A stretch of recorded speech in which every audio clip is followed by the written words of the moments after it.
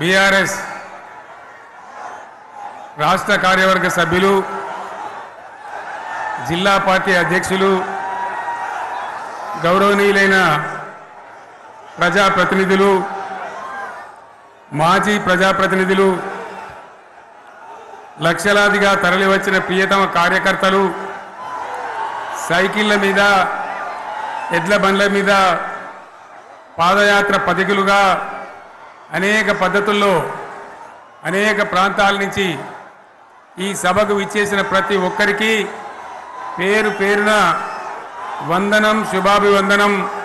మీ అందరికీ కూడా తెలంగాణ రజతోత్సవ శుభాకాంక్షలు నేను తెలియజేస్తా ఉన్నాను.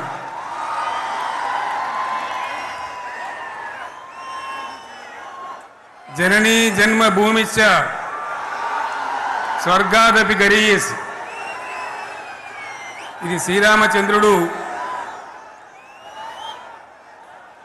లంక మీద యుద్ధం చేసి రావణ సంహారం చేసి అయోధ్యకు తిరిగి రావాలి అనేటువంటి ఆలోచనలో ఉన్నప్పుడు రాముల వారి సోదరుడు లక్ష్మణుడు సహా ఆయన వెంట ఉన్న చాలామంది పెద్దలు లంక చాలా సువర్ణమయంగా ఉంది, అద్భుతంగా ఉంది, మనం ఇంకా అయోధ్యకు ఎందుకు, ఇక్కడి నుంచే పరిపాలన చేద్దామని అంటారు.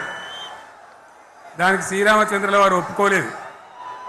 ఆయన చెప్పిన మాట ఏంటంటే, కన్న తల్లిని జన్మభూమిని మించినటువంటి స్వర్గం ఏది కూడా ఉండదు, కాబట్టి మనం అయోధ్యకే తరలిపోవాలని చెప్పి మళ్ళీ అందరిని తీసుకొని అయోధ్యకు రావడం జరిగింది. అదే స్ఫూర్తితోని చాలా గందరగోళ స్థితిలో ఉన్నటువంటి, దిక్కు తోతని స్థితిలో ఉన్నటువంటి, ఆత్మహత్యలకు ఆలవాలమైనటువంటి, వలసలకు నిలయమైనటువంటి ఒక ఘోరమైన ఆపదలో వలసవాదుల విషకౌగిలిలో చిక్కి నలిగిపోతున్న తెలంగాణ రాష్ట్రాన్ని ఎట్టి పరిస్థితుల్లో విముక్తి చేయాలని, స్వరాష్ట్రం సాధించాలని, జననిని జన్మభూమిని మించిన వేరేది లేదని చెప్పి నేను ఒక్కడిగా బయలుదేరి ఆనాడు తెలంగాణ ఉద్యమానికి శ్రీకారం చుట్టడం జరిగింది. 25 ఏళ్ల క్రితం, దయచేసి మీరు గొడవ బంద్ చేయాలి ఏమనుకోవద్దు, సభలో చాలామంది ఉన్నారు, లక్షల మంది ఉన్నారు, మీరు ఆపాలి ప్లీజ్. ఒకటే మాట బంద్ చేయాలి, గొడవ బంద్ చేయాలి, ప్లీజ్ స్టాప్. సో ఆ విధంగా 25 ఏళ్ల నాడు ఎగిరినటువంటి జెండా ఈ గులాబీ జెండా. చాలామంది బంద్ చేయాలి, ఏ బాబు బంద్ చేయాలి బాబు. ఆ రకంగా ఎగిరిన జెండాను ఎందరో అవమానపరిచింది, ఎన్నో మాటలు అన్నారు, ఎగతాళి చేసిండ్రు, అవహేళన చేసిండ్రు, మకలో పుట్టింది ఉబ్బలో పోతుందని చెప్పిండ్రు.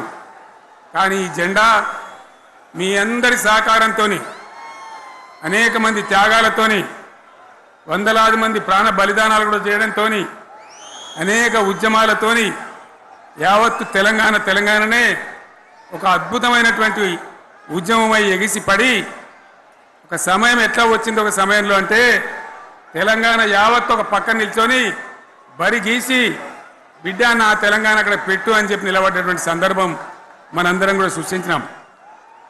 తద్వారా మన లక్ష్యం తెలంగాణ రాష్ట్రాన్ని సాధించుకున్నాం. ఆ తదనంతరం ప్రజలు దీవిస్తే 10 సంవత్సరాల పాటు అద్భుతమైనటువంటి దగదగలాడే తెలంగాణ తయారు చేసి అందరూ బిత్తరపోయే విధంగా, ఆశ్చర్యపడే విధంగా బ్రహ్మాండమైన తెలంగాణ నిర్మాణం చేసుకున్నాం. ఆ విధంగా 25 సంవత్సరాల సుదీర్ఘ చరిత్రను ఈరోజు ఈ వరంగల్ గడ్డ మీద మనం జరుపుకుంటా ఉన్నాం, రజతోత్సవ సందర్భంలో జరుపుకుంటా ఉన్నాం. చాలామంది చాలా రకాల ప్రయత్నాలు చేసినారు.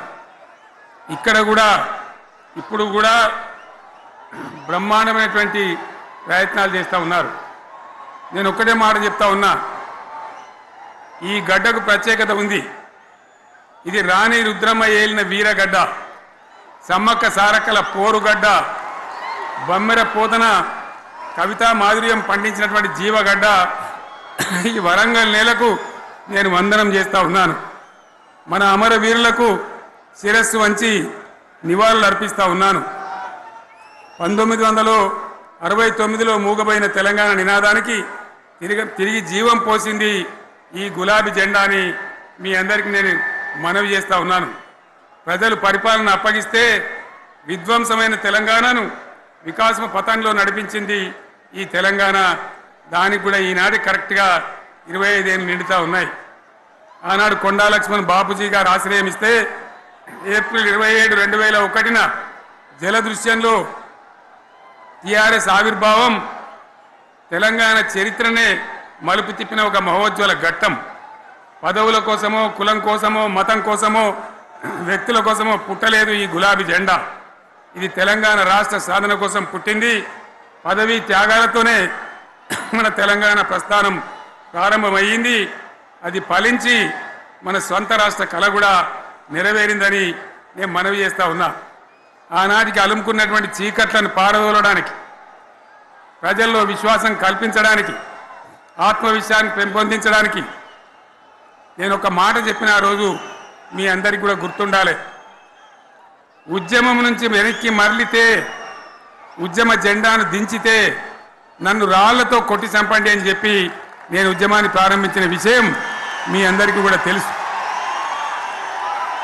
ఆ తదనంతరం జరిగినటువంటి స్థానిక పంచాయతీ ఎన్నికల్లో, ఆ తదనంతరం జరిగినటువంటి సిద్దిపేట ఉప ఎన్నికలో ప్రజలు బ్రహ్మాండంగా ప్రాణం పోసి ఊపిరిలిదితే అద్భుతంగా ఉద్యమం ముందుకు పురోగమించిన విషయం మనకు తెలుసు.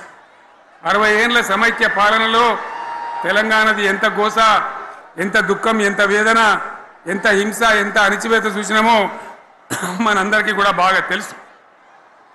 గోదావరి కృష్ణనీళ్ళు దక్కకుండా తరలిపోతే తల్లి సనుబాలకు నోచని పిల్లల్లాగా తెలంగాణ బిడ్డలు రోధించారు. కరువుల కాటకాలకు గురయ్యారు. అర్ధరాత్రి కరెంట్లు పెట్టబోయి పాములు గుట్టి, తేలు గుట్టి చాలా భయంకరంగా అనాథల్లాగా చనిపోయినారు.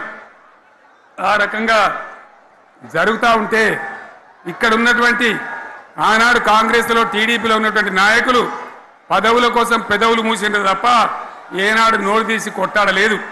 గులాబీ జెండా ఎగిరేదాకా కనీసం తెలంగాణ సోయిని కూడా ప్రదర్శించలేకపోయినారు. మీ అందరికీ తెలుసు, తెలంగాణ కోసం అవసరమైన ప్రతి సందర్భంలో పదవులు త్యాగం చేసిన వాళ్ళు బీఆర్ఎస్ బిడ్డలు అని చెప్పి నేను గర్వంగా మనవి చేస్తా ఉన్నా. కానీ పదవుల కోసం తెలంగాణను ఆగం చేసిన వాళ్ళు ఆనాడు ఉన్నటువంటి కాంగ్రెస్ నాయకులు అని చెప్పి కూడా నేను మనవి చేస్తా ఉన్నా.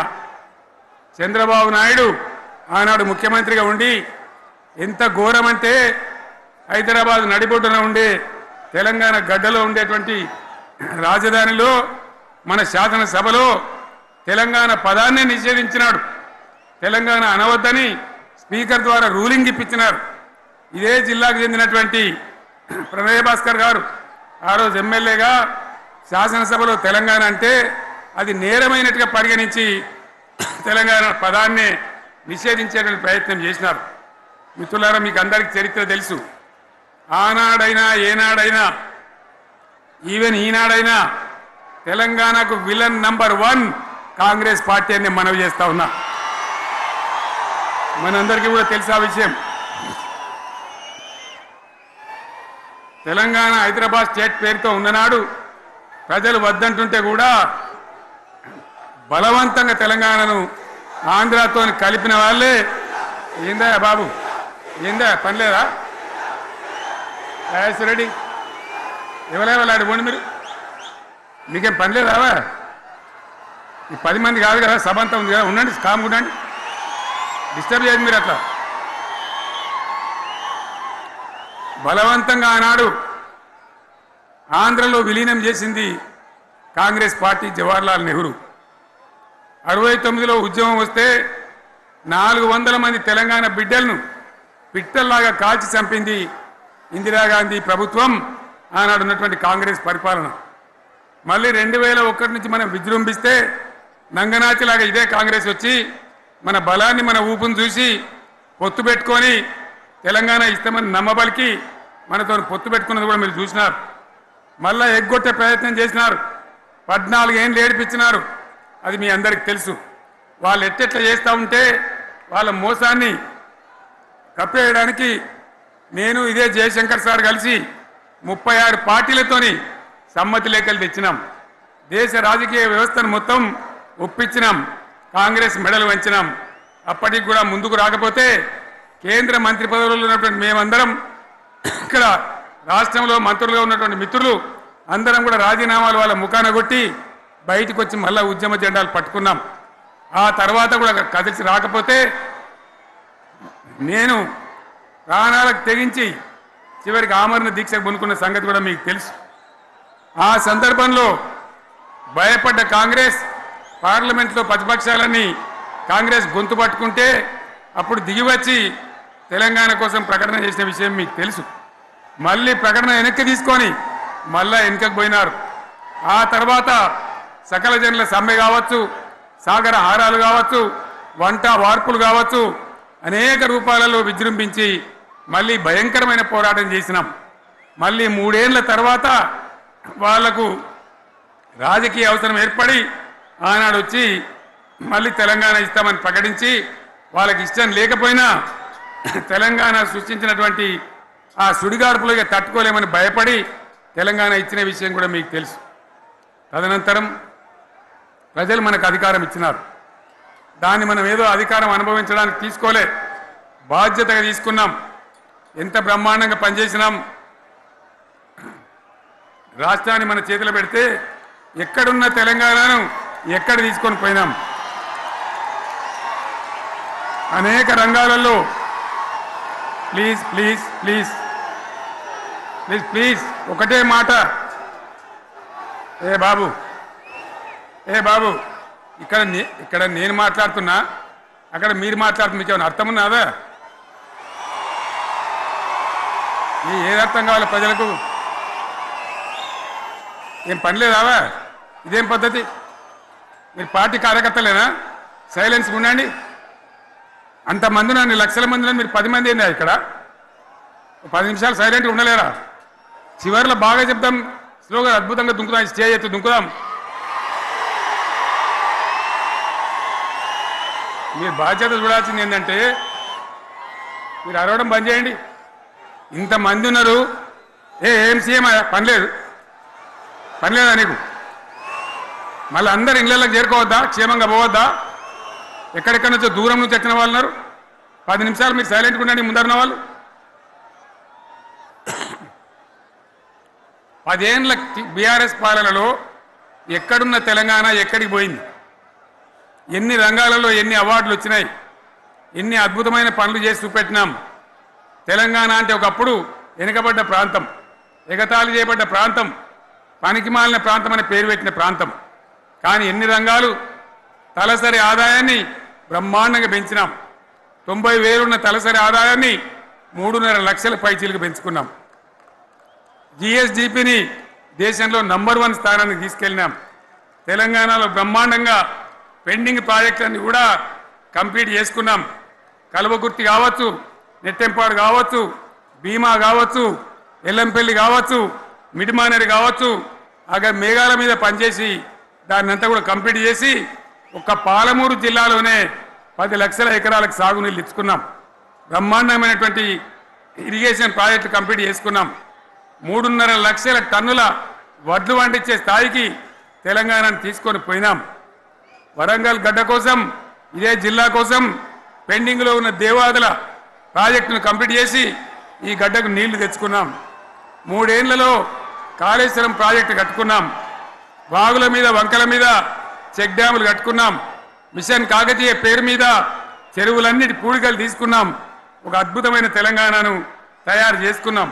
పడావు భూములన్నీ పంట పొలాలుగా మార్చుకున్నాం. ఆనాడు బీఆర్ఎస్ పాలనలో చెరువుల నిండా జలరాశులు, రైతుల కళ్ళాల నిండా ధాన్య రాశులతోని బ్రహ్మాండంగా తెలంగాణ అద్భుతంగా పురోగమించిన విషయం మీకు తెలుసు. పంజాబ్ను తలదన్నే పంటలు పండించిన విషయం కూడా మీ అందరికీ తెలుసు అని నేను మనవి చేస్తా ఉన్నా. రైతు కష్టమేందో నాకు తెలుసు. నేను స్వయంగా రైతును కాబట్టి రైతాంగాన్ని కడుపులో పెట్టి చూసుకున్నాం. మీ అందరికి ఒక మాట చెప్తా ఉన్నా, ఈ దేశంలో షేర్షా సూరి అని ఒక రాజు ఉండే. ఆయన కాలంలోనే రెవెన్యూ సంస్కరణలు తెచ్చినారు. నేను చెప్పే మాట మంచి వినాలి మీరు. చరిత్ర పొడుగుతో చూస్తే షేర్షా సూరి నుంచి స్వతంత్ర భారతం వచ్చిన తర్వాత ప్రజాస్వామ్య ప్రభుత్వాలు కూడా రైతుల దగ్గర రకరకాల శిస్తులు వసూలు చేసినారు, రైతుల దగ్గర డబ్బులు వసూలు చేసినారు, తహసీల్ రకాలు వసూలు చేసినారు, నీటి తీరువాలు వసూలు చేసినారు. కానీ రైతును చూడాలని వాడు అందుకోలే. భారతదేశంలోనే ఎక్కడ కూడా లేని స్కీమ్. నన్ను వాళ్ళు అడగలే, ఎలక్షన్లలో చెప్పలే. నాకు నేనుగా ఆలోచించి, ప్రభుత్వమే ఆలోచించి రైతు బంధు పథకాన్ని తెచ్చినాం. చాలా బ్రహ్మాండంగా రైతు బంధు పథకాన్ని అమలు చేసినాం. రైతాంగానికి ఎటువంటి కరెంట్ ఇచ్చినాం, ఎంత అద్భుతమైన కరెంట్ ఇచ్చినాం. ఆంధ్ర వలసవాద ముఖ్యమంత్రులు ఏం మాటలు మాట్లాడినారు. తెలంగాణ వస్తే కారు చీకట్లు అవుతాయి, మీకు కరెంటే రాదు, మీకు పంటలు పండియే రాదని చెప్తే వాళ్ళ నోర్లు మూయించేలాగా ఉత్తమమైనటువంటి ట్రాన్స్ఫార్మర్ కావాలన్నటువంటి, మోటార్లు కావాలన్నటువంటి నాణ్యమైన కరెంటును 24 గంటలు సప్లై చేసినాం. రైతు ఇంట్లో కూర్చుంటే పొలాల కాడ బోర్లు దుంకినాయి, మీరందరూ కళ్ళారా చూసినారు. నాకంటే ఆ విషయం మీకే ఎక్కువ తెలుసు. అదేవిధంగా రైతులు చనిపోతే 2 ఎకరాలు 3 ఎకరాలు ఉన్న రైతులు ఏముంటుంది, వాళ్ళకి ఆదాయం ఉండదు. వాళ్ళు సస్తే బీఆర్ఎస్ రాకముందు పట్టించుకున్న నాతులు లేడు. అదే బీఆర్ఎస్ వచ్చిన తర్వాత రైతు బీమా ఇచ్చి వాళ్ళు చనిపోయినాక 8 రోజుల్లోనే వాళ్ళకు రైతు బీమా అందే విధంగా ఆనాడు చర్యలు తీసుకున్నాం.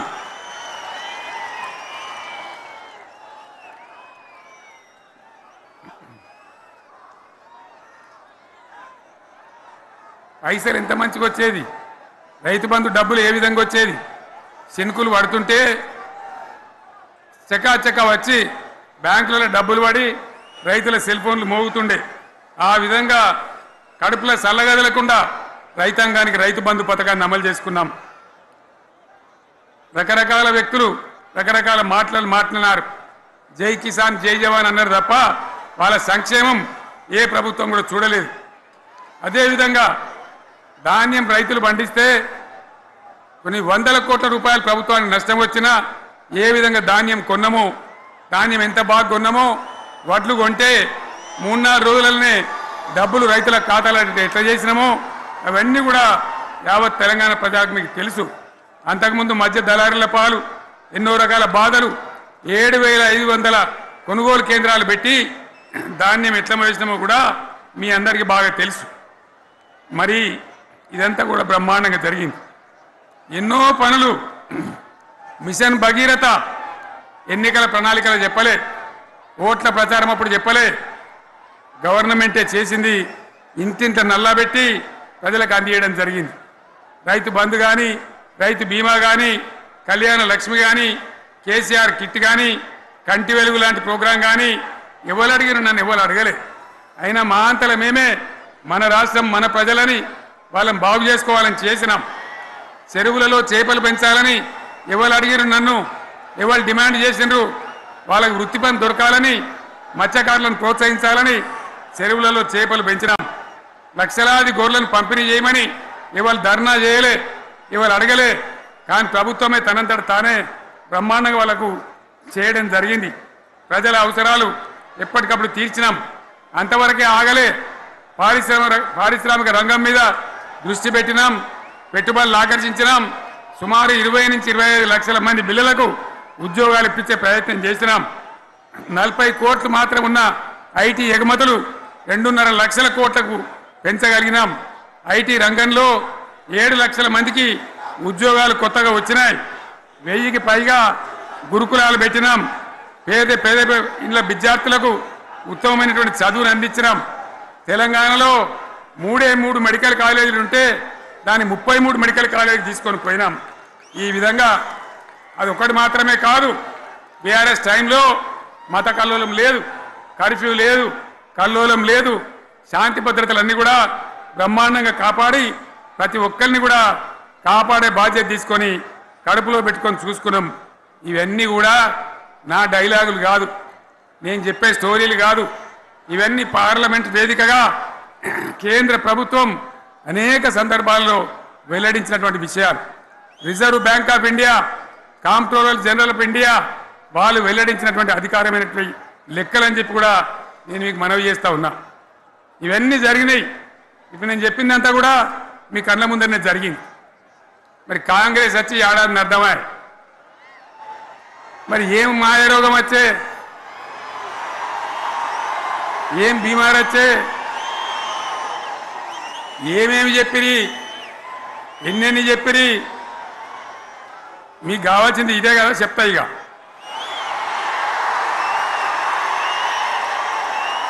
వాళ్ళ కథ చెప్పే ముందు మన కథ కూడా చెప్పాలి కదా. ఏమేం మాటలు మాట్లాడినరు? అరే మళ్ళీ సీఎం పెట్టిరా భయ్, ఎక్కడికెళ్ళి మోపోయినరా మీరు? బుద్ధి లేదా? ఆగు. ఏమైనా లుబాబీ ఆగు. వద్దంటే మళ్ళీ ఏందండి? ఇవాళ రాజశేఖర వాళ్ళు వాడు మనోడేనా?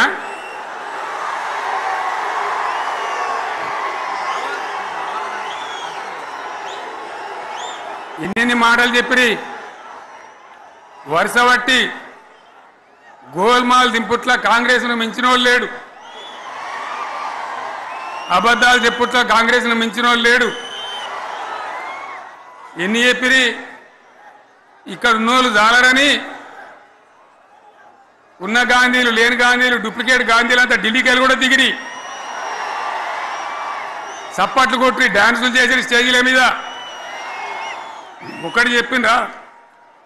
ఏమిత్తాడా కేసీఆర్? రైతు బంధు 10,000 ఇస్తాడు, మేము 15 ఇస్తాం చెప్పిండ్రా? చెప్పిండ్రా లేదా? చెప్పిండ్రా? ఇచ్చుడు కాదు, చెప్పిండ్రా? 10,000కు 15,000 ఇస్తామని అన్నారా? కేసీఆర్ పెన్షన్లు 2,000 ఇస్తాడు, మేము 4,000 ఇస్తాం చెప్పిండ్రా? ఇంకేం చెప్పిండ్రు? కేసీఆర్ ఇంట ఇద్దరుంటే ఒక్కరికే ఇస్తాడు, మేము ముసలోనికి 2కి ఇస్తాం చెప్పిండ్రా? చెప్పిండ్రా లేదా? అన్న మీరు మధ్యన్న వాళ్ళు చెప్తలేరు, చెప్పిండ్రా? ఇవన్నీ కాంగ్రెస్ వాళ్ళు చెప్పిండ్రా? చెప్పిండ్ర అన్న వాళ్ళు ఒకసారి శైలి పట్టరు దయచేసి.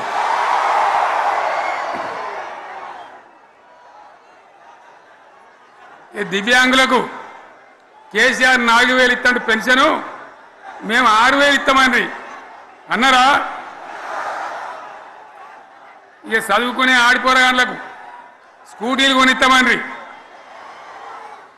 కొనిచ్చారా? అన్నారైతే అన్నారు కదా. విద్యార్థులకేమో విద్యా కార్డు ఇస్తామండి, 5 లక్షల గ్యారంటీ కార్డు, బ్యాంక్ కార్డు ఇస్తామండి. ఇట్లా ఎన్ని మాటలు చెప్పారు? ఇక ఉరుకురి ఒకరినికోడు ఉరుకురి 2 లక్షల లోన్ తెచ్చుకొని డిసెంబర్ 9 నాడే కథం, ఒక కలంపోటుతోనే కథం అన్నరా? అన్నరా? మరి చేసిండ్రా? చెయ్యలే. ఇక వడ్లు కొంటే ఒక వడ్లు కాదు, ఆనాడు మనమే కొనుగోలు కేంద్రాలు పెట్టి కనీసం మద్దతు ధర వచ్చేటట్టుగా మొలకొచ్చినా తడిసిపోయినా రంగు మారినా రైతులు కాబట్టి మన బిడ్డలు కాబట్టి గవర్నమెంట్కు 500 కోట్ల నష్టం వచ్చినా సరే మొత్తం కొనురా అని చెప్పిన కొనిపించిన బాధ కాలే. వాళ్ళేం చెప్పిండ్రు? పబ్లిక్ను బోల్తా కొట్టేయడానికి మేము క్వింటాల్కి 500 బోనస్ ఇస్తాం, మక్కలకి ఇస్తాం, వడ్లకి ఇస్తాం, ప్రతి పంటకి ఇస్తాం చెప్పిండ్రా? ఇటువంటివి చెప్పుడే కాదు, వీటితోని ఇంకొక 420 హామీలు చెప్పిండ్రు. వాళ్ళ నోటికి మొక్కాలి. కళ్యాణ లక్ష్మి కేసీఆర్ 1,00,000 రూపాయలు ఇస్తాడు, మేము వస్తే తులం బంగారం కూడా కల్పిస్తామండి అన్నారా? ఏమన్నా నత్తందా?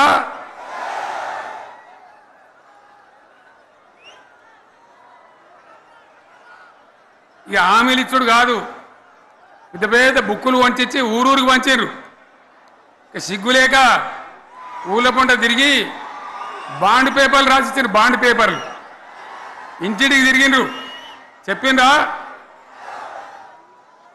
చాలా మంది అడిగిండ్రు మరి మీరు అడ్డగోలు చెప్తున్నారు అడ్డం పొడుగు చెప్తున్నారు ఎటువంటి అంటే చెప్తున్నారు యాడికెళ్ళి ఇస్తారా భయ అని అడిగాను పేపర్ వాళ్ళు అడిగాను ఇప్పుడు ఆర్థిక మంత్రి ఉన్నాయన టీవీలలో చెప్పిండు ఆయన ఇస్తాం చేసి చూపిస్తాం మాది పేద పార్టీ 120 ఏళ్ళ అనుభవం ఉన్న పార్టీ మమ్మల్ని మించిన సిపాయిలు లేరు అని ఒకటి జబ్బలు తెరిచే ఒకటి మెడలు తెరిచే డైలాగులు కొట్టి మేము ఇచ్చేస్తామన్నారు ఇచ్చిండ్రా ఇయ్యలే రుణమాఫీ చేయలే మధ్యలో పార్లమెంట్ ఎలక్షన్ వచ్చినాయి అప్పుడు నాకు కాలు ఇరిగింది మెంటుకుంటున్నాం మళ్ళీ నేను బయలుదేరిన ఆ దెబ్బకి ఏం చేసిండ్రు తెలంగాణలో ఎన్ని దేవుళ్ళు ఉన్నాయో అన్ని దేవుళ్ళ మీద ఒట్లు పెట్టుకున్నారు పెట్టిండ్రా బహిరంగ సభలలో ఆడిడ కూడా కాదు ఇన్ని మాటలు చెప్పి ప్రజల్ని ఏమార్చింది ఒక ఉచిత బస్ అని పెడితే అది జుట్లు పట్టుకొని కొట్టుకుంటానికి మనకత్తాను తప్ప ఏమనికి ఉపయోగపడ్డది లేదు ఆ మహిళలే అంటారు మాకు ఎందుక ఉచిత బస్ దరిద్రం మాకు అవసరమే లేదు అంటారు అటువంటి ఒక్క పథకం పెట్టి ఇక ఇప్పుడు మళ్ళీ పెద్ద నోరు పెట్టుకొని వాళ్ళే మాట్లాడతారు అంటే అంటే మాట్లాడతారు అబద్ధాలు చెప్తారు మాట్లాడితే బీఆర్ఎస్ వాళ్ళ మీద నింద మాట్లాడితే కేసీఆర్ మీద నింద ఇది ఒక అలవాటు చేసుకొని ఎవరికి నోరుంటే వాంతే లెక్క అనే పద్ధతిలో అడ్డమైన మాటలు మాట్లాడుతూ చాలా ఘోరంగా మోసం చేస్తూ ఉన్నారు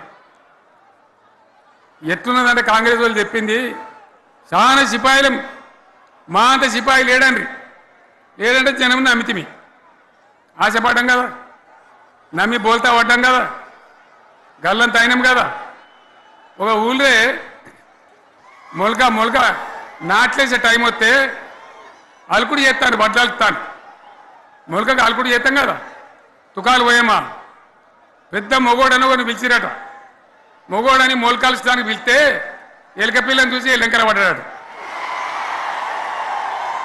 ఇక మా అంత సిపాయి లేరు మేము తెచ్చే ఇస్తాం 6 సందమామలు పెడతాం 7 సూర్యులు పెడతాం అని నమ్మబలికి ప్రజలను దగా చేసి మంచిగున్న తెలంగాణ నాగం పట్టించి ఓట్లు వేయించుకొని ప్రజలను మోసం చేసిండ్రు దగా చేసిండ్రు ఈ మాట నిజం మీ అందరికి తెలుసు ఇవాళ ఏం మాట్లాడతారు మమ్మల్ని ఎవరు నమ్ముతలేడు మాకు అప్పు ఉడతలేదు యాడికెళ్ళి తెచ్చియాలి అని ఇప్పుడు మాట్లాడుతున్నాం అప్పుడేమో మాకు అపారమైన అనుభవం ఉంది మేము చేస్తామన్నారు ఒక్క మాట చెప్తున్నా మిత్రులారా ఇక్కడ నోళ్ళం మనమే కాదు నా ప్రసంగం టీవీలలో వినేటువంటి కోటాను మందికి కూడా నేను మనవి చేస్తా ఉన్నా ఇంత మోసం ఉంటుందా ఇంత దగా ఉంటుందా ఓట్లయితే రాని అవతల పడదామని ముచ్చట్నా ఎంతవరకు ఇది కరెక్టు తెలంగాణ ఎంత మంచిగా పోయేది ఇప్పుడు బొందలు పడగొట్టినరా ఎంత ఘోరమైనటువంటి ఫలితం మనం చూస్తున్నాం ఇవాళ ఏం జరుగుతూ ఉంది మళ్ళీ అన్ని మోపైనాయి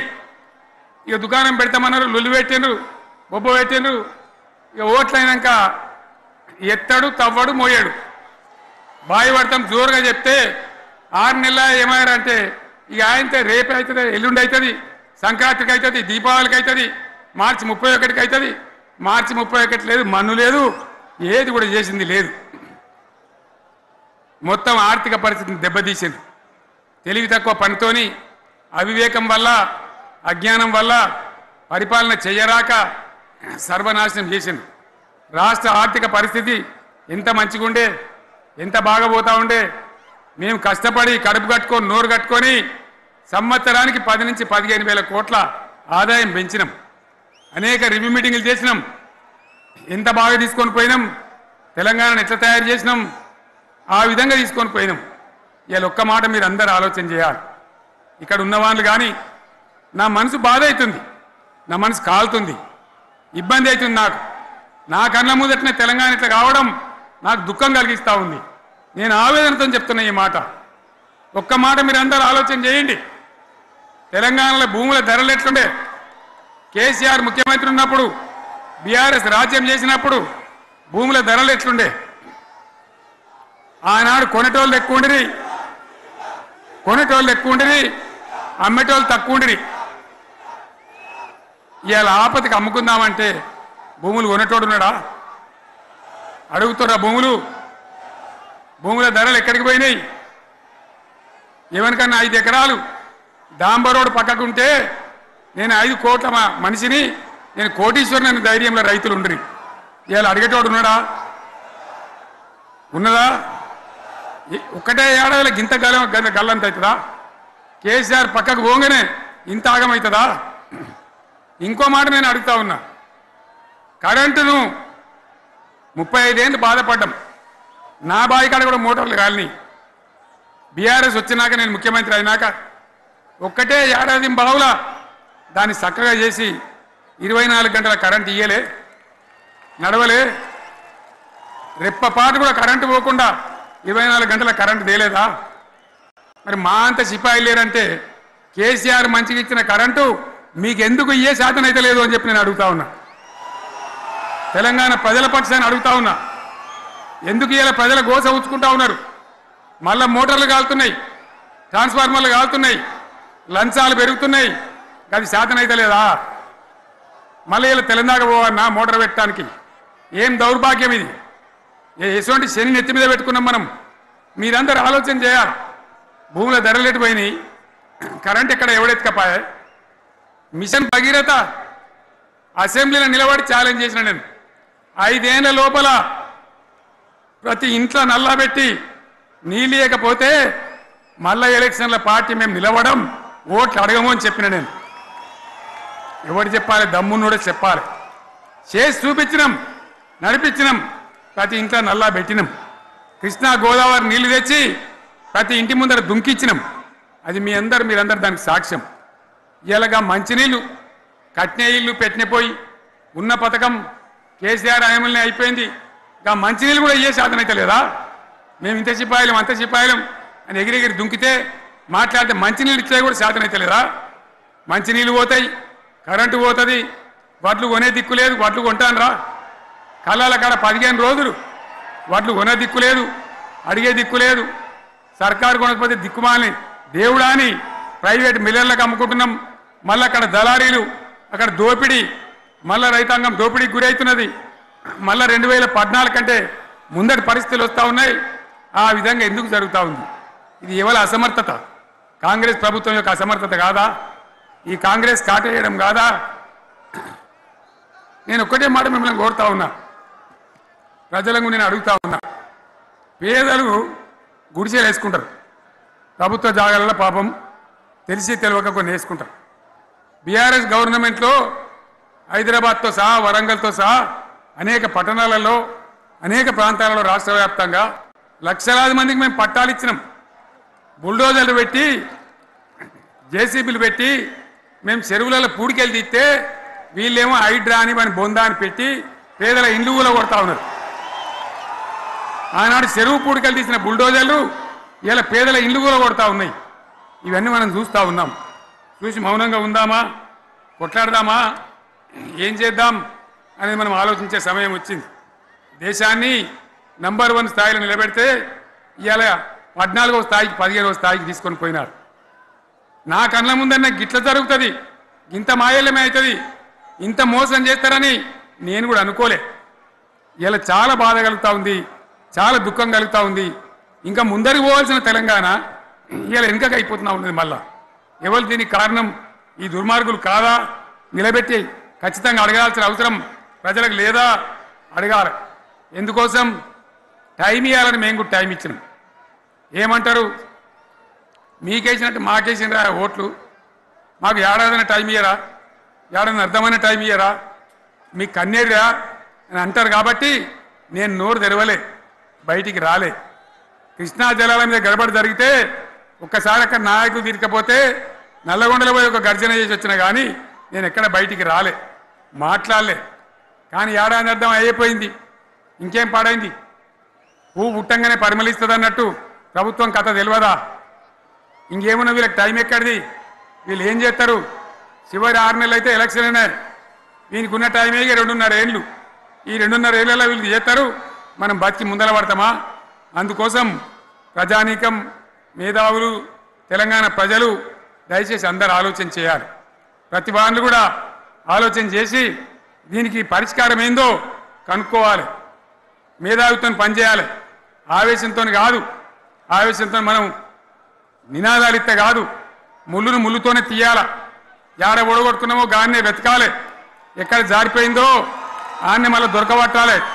ఆ నైపుణ్యం, ఆ స్థాయి ఇలా రావాలి.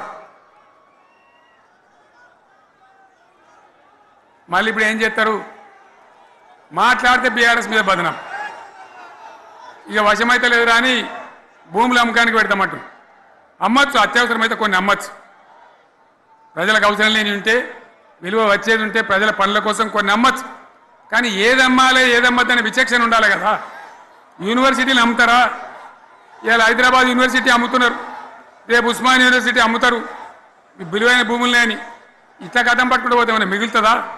కాబట్టి ఇది పద్ధత, ప్రభుత్వం నడిపించే విధానమా, వీళ్ళు ఏ విధంగా గోల్మాలు దింపుతున్నారో దయచేసి ఆలోచించాలని చెప్పి నేను మీ అందరిని కూడా కోరుతా ఉన్నా. ఒక్కొక్క ట్రిప్పు నేను యాదగిరి గుట్టకు పోతే అలా ఎకరానికి 10 లక్షల వాల్యూ పెరుగుతుండే. మరి ఇవాళ ఏమవుతా ఉంది, ఇవాళ ఏం జరుగుతూ ఉంది, మీరందరూ కూడా ఆలోచన చేయాలని కోరుతా ఉన్నా. ఇవాళ రాజ్యం నడపశాతగాక ఎల్లెంకల పడి రాష్ట్రాన్ని ఆర్థికంగా దివాలు తీసి పిచ్చి పనులన్నీ వేసి ఇవాళ అడ్డం పొడుగు మాట్లాడుతూ ఉన్నారు. అన్ని రంగాలలో ఫెయిల్ అయిపోయింది. ఏ ఒక్క ఈ హుస్నాబాద్లో ఇప్పుడు నేను రాంగా చూసుకుంటూ వచ్చిన, ఆనాడు కష్టపడి ఈ హరీష్ రావు ఇరిగేషన్ మంత్రిగా ఉన్నప్పుడు ఇలా గౌరెల్లి ప్రాజెక్టు కట్టినాం, 90% పూర్తయింది. గౌరెల్లి ఇరిగేషన్ ప్రాజెక్టు ప్రజలకు సంజాయించి భూములు తీసుకొని ఆనాడు తిరిగి 90% పూర్తి చేసినాం. ఏడాది అర్థమైతే తట్టడి మన్ను తీస్తాను రా. పాలమూరు పథకం 80% కంప్లీట్ అయింది. ఎందుకు దాన్ని పెండింగ్లో పెడుతున్నారు? ఎందుకు దాన్ని పూర్తి చేస్తలేరు? ఈ విధంగా చిన్న మాట, చాలా చిన్న మాట. కేసీఆర్ కిట్టు పెట్టినాం, లక్షాధికారుల కోసం పెట్టినాం, కోటీశ్వర్ల కోసం పెట్టినాం. ఎవరి కోసం పెట్టినాం కేసీఆర్ కిట్టు? పేద ప్రజల కోసం, గ్రామీణ ప్రాంతాల్లో ఉండేటువంటి పేద ప్రజల కోసం పెట్టినాం. ఆడపిల్లగానే 13,000 ఇచ్చినాం, మగపిల్లగానికైతే 12,000 రూపాయలు ఇచ్చినాం. ఆ వాహనాలు పెట్టి, అమ్మఒడి వాహనాలు పెట్టి వాళ్ళని తీసుకెళ్ళి ప్రసవాలు చేయించి, వాళ్ళకి మందులు ఇచ్చి, ఫ్రీగా ఉచితంగా చేసి, బ్రహ్మాండంగా ప్రసవం చేయించి మళ్ళీ ఇంటికాడ తీసి దించినాం. గది బంద్ చేస్తారా ఎవరన్నా? ఎందుకు బంద్ చేయాలి? ముఖ్యమంత్రులుగా పనిచేసే వాళ్ళకు గాంభీర్యం ఉండాలి, ధైర్యం ఉండాలి. రాజశేఖర్ రెడ్డి అనే ముఖ్యమంత్రి ఉండే, నేను చెప్తా ఉన్నా మీ ముందు ఇవాళ, ఆయన ఆరోగ్యశ్రీ అని ఒక పథకం తెచ్చిండు. నేను ముఖ్యమంత్రి అయిన తర్వాత అడిగిన, హెల్త్ డిపార్ట్మెంట్ని పిలిచి అడిగిన, ఇది ఏం పథకమయ్యా, బాగుందా అంటే, సార్ మంచిగుంది, ప్రజలకు లాభం అవుతుందని చెప్పింది. నేను చెప్పిన ఆ పథకాన్ని అట్లే పెట్టండి, ఆ పథకాన్ని మార్చకండి, ఆ పథకం అట్లే ఉండాలని చెప్పిన. అక్కడ చెప్పడం కాదు, నేను అసెంబ్లీలో చెప్పిన, ఇది మా స్కీమ్ కాదు, కాంగ్రెస్ గవర్నమెంట్ ప్రారంభించింది, దాని పేరు కూడా మేము మారుస్తలేం, కానీ కొనసాగించాలని చెప్పినాం, కొనసాగించినాం. అది మీ అందరికి తెలుసు. ఇలా వీళ్ళు కేసీఆర్ ఆనవాళ్ళు లేకుండా చేస్తాం, కేసీఆర్ ముచ్చట లేకుండా చేస్తారా? ఇవాళ మనం కూడా సభ పెట్టుకుంటే ఎన్ని అడ్డంకులు దానికి. ప్రైవేట్ స్కూళ్ళు బస్సులు ఇస్తే వాళ్ళకు నోటీసులు ఇవ్వడం, అడుగడుగున ఆర్టీఏ అధికారులను పెట్టి, పోలీసులను పెట్టి ట్రాఫిక్లు జామ్ చేయడం. ఇప్పుడు కూడా సభకు రావాల్సిన వాళ్ళు 1,50,000 మంది బయటనే ఆగిపోయింది. ఇటు హనుమకొండ దిక్కు, అటు హుజరాబాద్ దిక్కు, ఇటు సిద్దిపేట దిక్కు 3 రోడ్ల మీద కూడా జాములున్నాయి.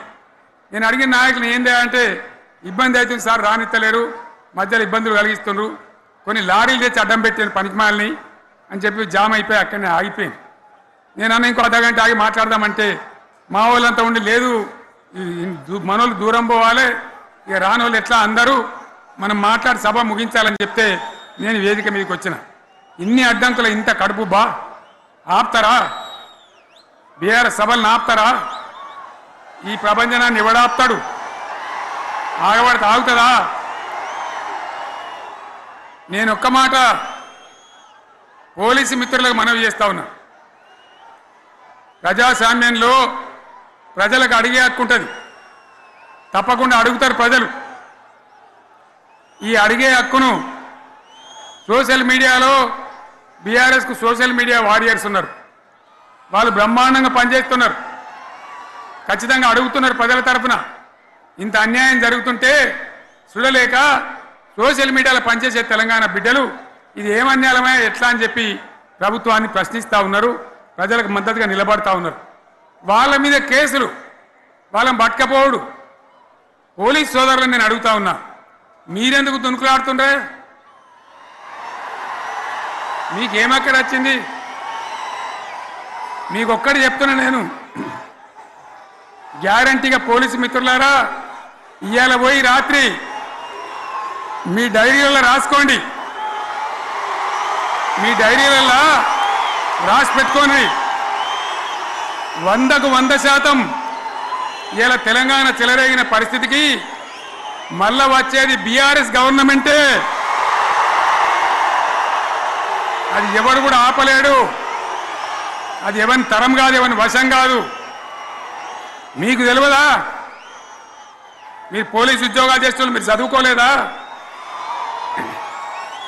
మీకు కూడా విజ్ఞానం ఉంది కదా? వీళ్ళు దొంగ వాగ్దానాలు చేయలేదా? ప్రజలను మోసం చేయలేదా? ప్రజాస్వామ్యంలో ప్రజలకు అడిగే హక్కు లేదా?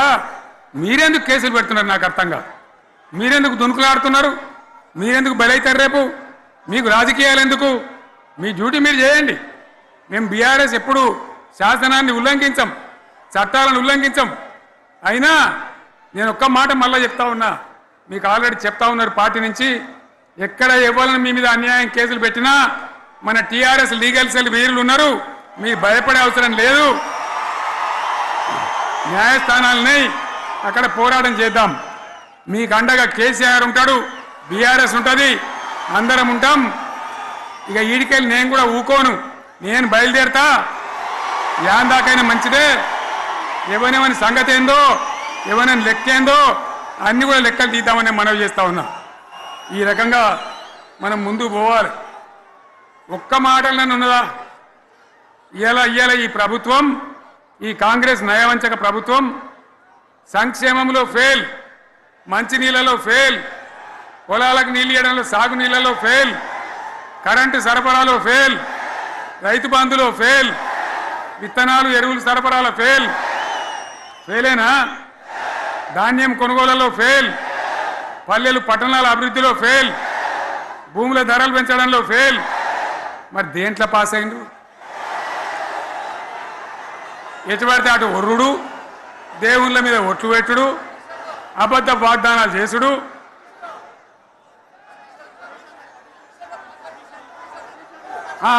కమిషన్ అట 20-30% కమిషన్లు తీసుకున్నాడు, సంచులు నింపుడు, సంచులు మోసుడు. అంతేనా? కరెక్టేనా ఈ మాట? అన్నా కరెక్టేనా? నేను చెప్పి అన్ని ఫెయిల్ అయిందా ఈ ప్రభుత్వం? నిజమైతే ఒకసారి చేతులు లేవటరు దయచేసి, స్టేజ్ మీద లేవటరా? ఫెయిలేనా? ఈ మాట 20% 30% కమిషన్లని నేను అంటలేను. ఎవరన్నారు? స్వయంగా ఆర్థిక మంత్రి ఛాంబర్కు పోయి 200 మంది కాంట్రాక్టర్లు వాళ్ళు లొల్లిపెట్టి మమ్మల్ని 20-30% కమిషన్ అడుగుతుండ్రు, ఇది ఏమన్యాయం అని చెప్పి సెక్రటేరియట్లో చెప్పిన మాట నేను చెప్తా ఉన్నా.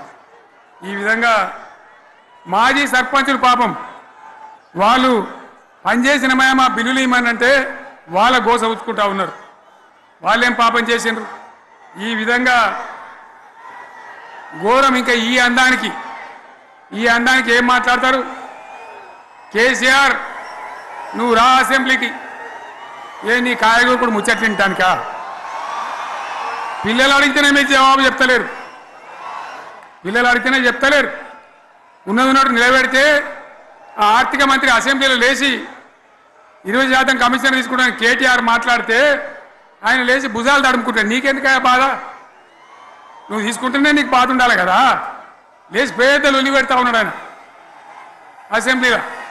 ఈ విధంగా చాలా గందరగోళంగా అవివేకంతో అజ్ఞానంతో చాలా ఘోరం చేసి అడ్డమైన మాటలని చెప్పింది. దాంతో మనం కూడా గోల్మాలైపోయినాం. తీర్థం పోదాం తిమ్మక్క అంటే వాడు గుల్లే మనం సల్లే. ఆ గతికి తెచ్చింది ఇలా ప్రజల గతి. మరి మనం కూడా ప్రజలు కూడా ఆలోచన చేయాలి. ఆవేశం కాదు. గాడిదలకు గడ్డేసి బలరకు పాల్పడితే వస్తాయా? మరి ఇప్పుడు ఏం చేయాలో ఆలోచించాలి. ఓ తమ్ముడు అన్నాడు హైదరాబాద్లో ఆయన ఇల్లు కూడా కొడితే, కేసీఆర్ అన్నా యాడున్నావు నువ్వు రావాలి, కత్తి వాన్ చేతిలో పడితే యుద్ధం నన్ను చేయమని పడుతుంది. అంతేనా? ఇది కూడా విచారించాలి ప్రజలు. మీకు అర్థం కావాలని నేను చెప్తా ఉన్నా. అందుకే ఓడగొట్టుకున్న కాడనే వెతుక్కోవాలి. మీ వెంట బీఆర్ఎస్ ఉంటుంది, మీ వెంట కేసీఆర్ ఉంటాడు. 100% మళ్ళా తెలంగాణ విజయం సాధించాలి, గులాబీ జెండా ఎగిరేయాలి, అద్భుతమైన తెలంగాణను మళ్ళీ సాధించాలి. ఇక బీజేపీ కథ 11 ఏళ్ళ రాజ్యం చేయబట్టి తెలంగాణకు 11 రూపాయలు ఇచ్చిండ్రా? వాటిదే బబ్రాజమానం భజగోవిందం, శుష్కప్రియాలు శూన్యాస్తాలు తప్ప ఏమి ఇయ్యలే. 157 కాలేజీలు పెడితే మెడికల్ కాలేజీలు ఒక్కటన్నా తెలంగాణకు ఇచ్చిండ్రా? ఒక ప్రాజెక్ట్ కన్నా జాతీయ హోదా ఇచ్చిండ్రా? ఇక కాంగ్రెస్ వాడు ఇట్లా అంటే బీజేపీ వాడు అట్లా, ఏది లేదు. ఇక ఉల్టా మనయే. ఖమ్మంలో 7 మండలాలు గుంజుకున్నారు, సీలేరు ప్రాజెక్టు గుంజుకున్నారు. నరేంద్ర మోడీ మాట్లాడతాడు, ఏం మాట్లాడతాడు? తెలంగాణ వచ్చిందిరా అని తెలంగాణలో సంతోషపడితే తల్లిని చంపి బిడ్డను బతికిచ్చిండు అంటాడు. ఎన్నోసార్లు అంటాడు, ఒక్కసారి కాదు. ఈ విధంగా అది కూడా మనం వెనకొచ్చేది కాదు. ఈ సందర్భంలో ఒక మాట బీజేపీ అంటే నాకు జ్ఞాపకం వచ్చింది. ఇవాళ కేంద్ర ప్రభుత్వం కగార్ అనే ఆపరేషన్ పేరు మీద ఛత్తీస్గఢ్లో యువకులను గిరిజనులను ఊచకోత పోతా ఉన్నారు. అది ధర్మం కాదు. వీళ్ళు ఏమవుతున్నది? నక్సలైట్లు ప్రతిపాదన పెడుతున్నారు. మేం ప్రభుత్వం దగ్గరకు వచ్చి చర్చలు చేయడానికి సిద్ధంగా ఉన్నాము అంటున్నారు. నేను కోరుతా ఉన్న కేంద్ర ప్రభుత్వాన్ని, బలమున్నది కదా అని చంపుకుంటా పోవుడు కాదు, అది ప్రజాస్వామ్యం కాదు. ఆపరేషన్ కగార్ వెంటనే ఆపేయండి. వాళ్ళని పిలిచి, ఆ నక్సలైట్లను పిలిచి డెమోక్రటిక్ స్పేస్ ఇచ్చి చర్చలు జరపండి. వాళ్ళు ఏం మాట్లాడతారో చూడండి. అది కూడా నల్లనా తెల్లనా దేశం ముందరికి రాని. కానీ అట్లా కాదు, మొత్తం ఏరి పారెత్తాం, కోసి పారెత్తాం, నరికి పారెత్తాం అంటే మిలిటరీ ఉన్నది మీ దగ్గర కొడతారు. కానీ ప్రజాస్వామ్యం అనిపించుకోదు. ఈ మాట ఢిల్లీకి ఉత్తరం పంపిద్దామా? మీరందరూ సపోర్ట్లు కొడితే తీర్మానంగా భావించి దాన్ని కేంద్రానికి పంపిద్దాం.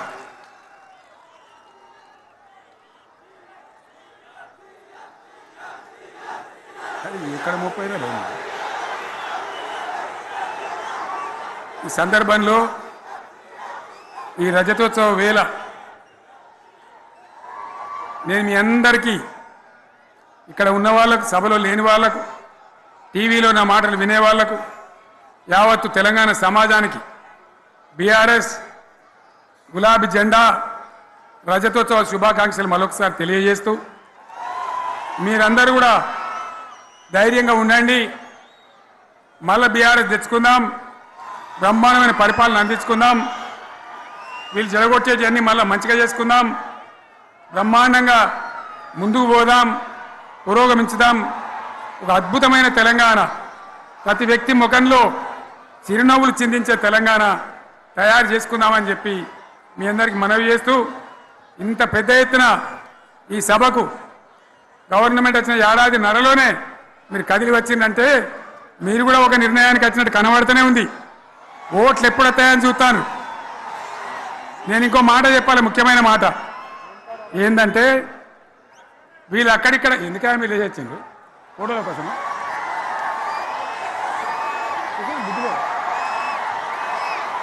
ఒక మాట చెప్పాలి, ఏంటిది? ప్రభాకర్ రెడ్డి అని మా ఎమ్మెల్యే ఉన్నాడు, దుబ్బాక ఎమ్మెల్యే. ఆయనతో ఎవరో హైదరాబాద్లో మాట్లాడితే, అన్న ఇంకా 3 ఏళ్ళు భరించాలన్న ఈ గవర్నమెంటు అని మాట్లాడింది. ఆయన మాట చెప్పిండు విలేకరులు, అలా చూసారా మా గవర్నమెంట్ పడగొడతారట. మేమెందుకు పడగొడతాం రా భయ్? మాకేమైనా కాల్చేరు గులగుల పెట్టినాయా? మేమా కిరికిరి పని చెయ్యం బిడ్డ. మీరే ఉండాలి. ఓట్లు తీసుకున్నారు, చక్కగా పని చేయకపోతే మీ ఈపులు ప్రజలే సాఫ్ చేస్తారు. అంతే కదా? మేము పడగొట్టాం, మీ గవర్నమెంట్ పడగొట్టాం. ఎందుకంటే మీ సంగతి ఏందో మా సంగతి ఏందో ప్రజలకు పూర్తిగా అర్థం కావాలి. గులాబీ సైనికులకు నాది ఒక్కటే మాట, మనం ఏనాడు మనం పుట్టిందే పదవులు త్యాగం చేసి, పుట్టిందే రాష్ట్ర సాధన కోసం, స్వార్థం కోసం మనం పనిచేయలే. మీ అందరి నాయకులను కార్యకర్తలను నేను కోరేది ఒకటే, తెలంగాణ సమాజం అద్భుతంగా పురోగమించేదాకా మనం పనిచేస్తూనే ఉండాలి. గవర్నమెంట్లో ఉన్నా ప్రతిపక్షంలో ఉన్నా ప్రజల పక్షాన ఉండాలి, ప్రజలకు అండగా ఉండాలి, ప్రజల సమస్యల మీద పోరాటం చేయాలి, వాళ్ళకు అండదండలుగా ఉంటూ పురోగమించాలి. అదే మన కర్తవ్యం. అందులోనే మనకు అన్ని పదవులు వస్తాయి. అది పెద్ద ఇష్యూ కాదు. ఎన్ని వేల మంది మనోళ్ళు ఎంత బ్రహ్మాండంగా ముందుకొచ్చారు. కాబట్టి మీరందరూ కూడా ఆ విధంగా రావాలి. లాస్ట్ మాట, ఈ సభ నిర్వహించినటువంటి మిత్రులు పోచంపల్లి శ్రీనివాసరెడ్డి గారికి, వినయ్ భాస్కర్ గారికి, పెద్ది సుదర్శన్ రెడ్డి గారికి, రవీంద్రరావు ఎమ్మెల్సీ గారికి, వారికి నేను ధన్యవాదాలు చెప్తా ఉన్నా. ఇక్కడ భూములు ఇచ్చి బ్రహ్మాండంగా ఆదరించిన ఈ ఎల్కతుర్తి చుట్టుపక్కల గ్రామాల ప్రజలకు కూడా, రైతులకు కూడా నేను ధన్యవాదాలు తెలియజేస్తా ఉన్నా. ఈ రజతోత్సవ శుభాకాంక్షలు మీ అందరికీ మరొకసారి తెలియజేస్తూ నేను మీరు సెలవు తీసుకుంటా ఉన్నా. జై తెలంగాణ, జై తెలంగాణ, జై తెలంగాణ. ధన్యవాదాలు. ఇక ఇప్పుడు లొలిపెట్టరా పై, బాగా లొలిపెట్టారు.